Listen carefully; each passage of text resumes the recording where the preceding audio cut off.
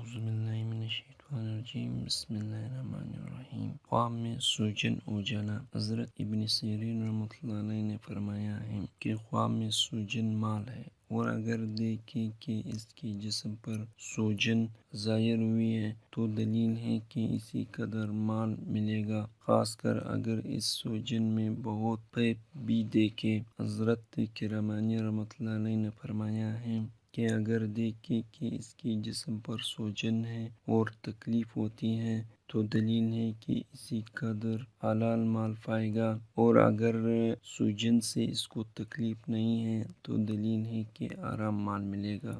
حضرت جعفر صادق رحمۃ اللہ علیہ نے فرمایا ہے کہ خواب میں جسم پر سوجن کا دیکھنا 5 وجوہات پر ہے۔ اول، مال زیادہ ہو۔ دویم، عورت فائدہ مند۔ دویم، لڑکا ہوگا۔